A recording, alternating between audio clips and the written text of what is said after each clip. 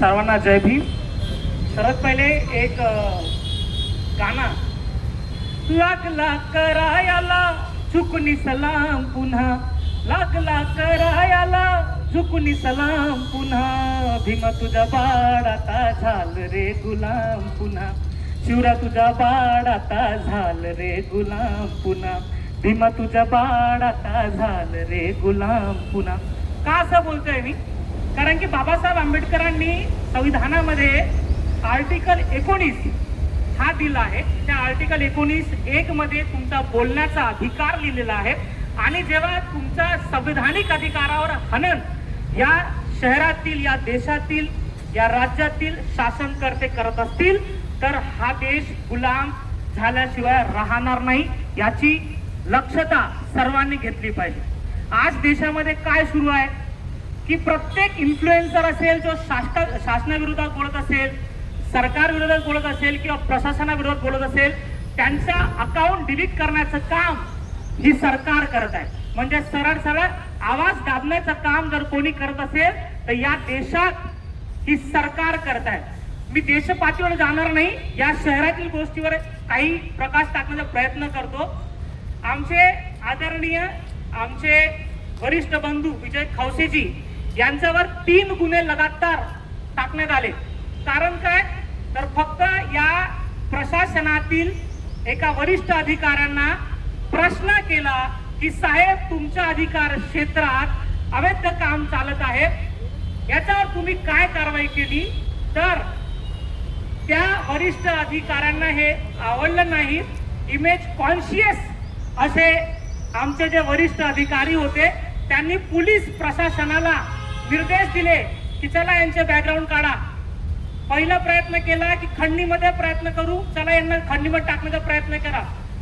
इतिहास त्यांचा जे आहे विजय खवसेजींचा काढण्यात आला, खंडणी बसत नाही तर काय केलं, ज्यांच्या विरोधात बातमी लावली त्यांचाच एक आरोपी म्हणून त्यांना सट्टापट्टी चालवते आणि याच्यात यांचा सहभाग आहे म्हणून त्याच्यावर गुन्हा नोंद करण्यात आला। पहिली घटना। दुसरी घटना जरीपटका थाण्याची, जिथे एक शव पोलीस ठाण्याबाहेर एक बॉडी आणण्यात आली, त्याची रिपोर्टिंग केली आणि त्या रिपोर्टिंग मध्ये त्या अधिकाऱ्यांना माननीय CP साहेबांना धारेवर धरलं म्हणून तिथे एक गुन्हा नोंद करण्यात आला। त्यानंतर कपिलनगर ठाण्यामध्ये काय झालं की सट्टापट्टी चालते, सट्टापट्टी चालवण्याची घटना 7 तारखेची होते। 7 तारखेला तो व्यक्ती बातमी लावतो। 7 तारखेनंतर एक व्यक्ती जो आरोपी आहे तो आरोपी 10 तारखेला त्यांच्या अकाउंट मध्ये गुगल पेच्या माध्यमातून 2000 रुपये टाकतो आणि पोलीसवाले काय करतात की गुगल पे वर पैसे आले म्हणून खंडणीचा गुन्हा नोंद करतात। म्हणजे पत्रकार आता किती सुरक्षित राहिला आहे याचा कल्पना आपल्याला येते साहेब। इथे सगळे पत्रकार आहेत, म्हणजे आज माझा गुगल पेचा अकाउंट नंबर कोणाकडेही असेल, मी टाकून देईल त्याच्या अकाउंट मध्ये 2000 रुपये, 5000 रुपये आणि नंतर मग काय होईल की अमित मांजरे, भीमराव लोणारे, इथे उपस्थित निहाल पाटील किंवा बाकी जितकेही पत्रकार असतील त्यांनी खंडणी मागितली आणि बघा याचा सबूत म्हणजे माझा गुगल पेचा अकाउंट नंबर कोणाकडेही असेल तो त्यांनी पैसे टाकला किंवा माझा वैराकडे असेल त्यांनी पैसे टाकला, म्हणजे याचा अर्थ होईल की आम्ही झालो खंडणीबाज। ठीक आहे, आमचा अर्थ गुन्हेच, आम्ही कसे बदनाम आहोत। पण जे व्यक्ती कोणाकडून पैसे घेत नाही, समाज त्यांना जे आहे पैसा देतो, समाज त्यांना धम्मदान करतो, त्यांच्यावर 3 खोटे गुन्हे, त्यांचा पूर्ण महिना खराब करण्यात आला। आणि काय सांगण्यात येतं की पत्रकार अशा पद्धतीने खंडणी घेतात पूर्ण। आणि प्रश्न काय आहे, सर्वात मोठा प्रॉब्लेम काय आहे की डिजिटल मीडियाचे वैरी कोणी आहे तर आपलेच लोक आहे। आपले म्हणजे कोण? हे प्रिंटवाले आणि इलेक्ट्रिक जे मोठे माध्यम आहेत ते वैरी आहेत। जेव्हाही तुमच्यावर एकही गुन्हा किंवा एकही अशी बातमी येते ते फ्रंट पेज बातमी लावतात। माझ्या केसमध्ये माझ्यावर केस झाला तर फ्रंट पेज बातमी पहिले नियम आहे की कोणत्याही आरोपीचा तुम्ही चेहरा दाखवू शकत नाही। फ्रंट पेज मध्ये बातमी माझ्या चेहऱ्यासोबत बातमी लावली, कोण लावली? ह्या प्रिंट मीडियावाल्यांना लावली। मग आता त्या केसमध्ये मी निर्दोष मुक्त झालो। मी सगळ्या पत्रकारांना ती बातमी पाठवली की साहेब मी निर्दोष मुक्त झालो आहे, आता बातमी लावा। एकही प्रिंटवाला बातमी लावली नाही। म्हणजे यांचं काम फक्त बदनामी करण्याचं आहे का? हे पत्रकार आहेत आपले, एक लक्षात घेऊन घ्या। आणि जेव्हा बाबासाहेबांनी तुम्हाला आर्टिकल 19च्या माध्यमातून आर्टिकल 91च्या माध्यमातून बोलण्याचा अधिकार दिला आहे, आपला मत मांडण्याचा अधिकार दिला आहे, तर हे भाळखाऊ लोक होते कोण? थांबवणारे आपल्याला. आणि जर या देशात अख्ख्या पूर्ण देशात अशा पद्धतीने जेव्हा सरकार विरोधी गोष्टी होत आहे आणि ते गोष्टी फक्त दाखवण्याचं काम पत्रकार किंवा इन्फ्लुएन्सर का पत्रकार तर करतच नाही, त्यांच्या गांडी जमत नाहीये. हे कोणतेही मोठे चॅनलचे पत्रकार नाव घेऊन घ्या, एबीपी, झी न्यूज, हे झाले पूर्ण सरकारचे बैल बनले आहेत, बैल बुद्धी आणि विकलेले आहेत. म्हणून हे लोक दाखवू शकतात का? नाही दाखवू शकत. मी नाव घेतो, एका चॅनलचा मालक राज्यसभेचा सदस्य बनून जातो याच्यावर, आणि मग तो काय सरकारच्या विरोधात बोलणार आहे? बोलू शकतो का? नाही बोलू शकत. तर अशा जे काही सामान्य गरीब परिस्थिती किंवा विचारधारेला मुवमेंट मधून आलेले जे लोक असतात, ते लोक या देशात बाबासाहेबांचा जो आर्टिकल आहे 91 त्याला टिकवण्यासाठी आवाज उचलतात. आणि आवाज उचलणं म्हणून काय करतात की हे लोक झाले नक्षलवादी. दलितांनी विचार केला, दलितांनी प्रश्न केला, तो जातीवादी होतो. आदिवासींनी विचार केला तर तो नक्षलवादी होतो. आणि मुसलमान तर या देशात तसंही आतंकवादी आहेच. म्हणजे आता जे लोक मुख्यधारे जे बोलण्याचं काम करतात त्यांना दडपण्याचं काम हे सरकार करत आहे. मुकेश मोहन सारखा एक व्यक्ती जिथे तो दलित, आदिवासी, ओबीसी यांचे प्रश्न करतो आणि मोठ्या एका अधिकाऱ्याने धारेवर धरतो, एका नेत्याला धारेवर धरतो, तर त्याच्या विरोधात 50 कोटीची मानहानी करतात. आणि आज त्या व्यक्तीला तुम्ही नॅशनल पर्सनॅलिटी बनवून दिली. कोणाची चुकी? तुमची चुकी साहेब. तुम्ही नागपुरात सांगता की आम्ही मोठे मोठे जे आहे रेल्वे बांधले, आम्ही मेट्रो बांधली.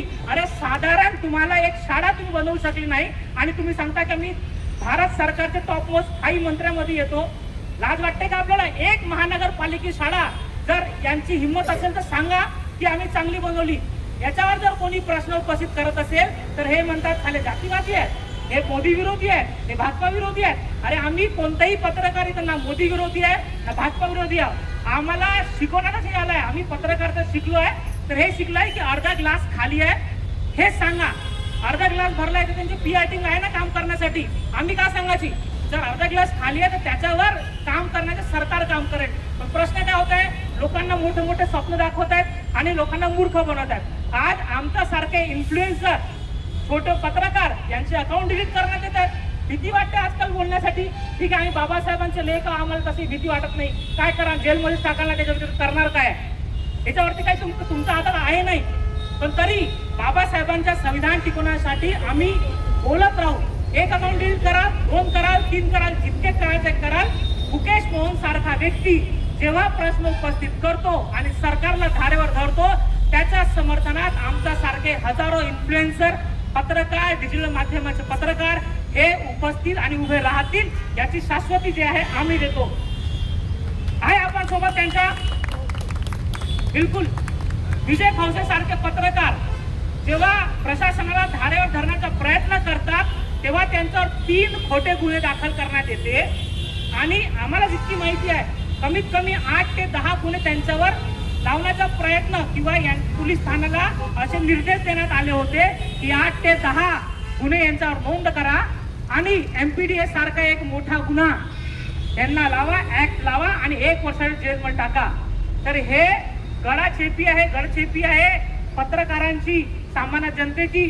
जो व्यक्ती प्रश्न उपस्थित करतो त्यांची गळचेपी करण्याचा अधिकार इथे कोणीच दिला नाहीये. प्रश्न असा आहे की जेव्हा आपण हा प्रश्न उपस्थित करतो तर वरच्या अधिकारी, वरच्या पातळीवर ऐकणारा कोणी नाहीये. मग आपण तक्रार करायची तर करायची कोणाला? हा एक नेमका प्रश्न आहे. आम्ही जर गृहमंत्र्यांना प्रश्न उपस्थित करतो की साहेब अशा पद्धतीने पत्रकारांना खोटे गुन्हे नोंद करण्यात येत आहे, तो गृहमंत्री साहेब त्यांच्याकडे उत्तर देत नाही.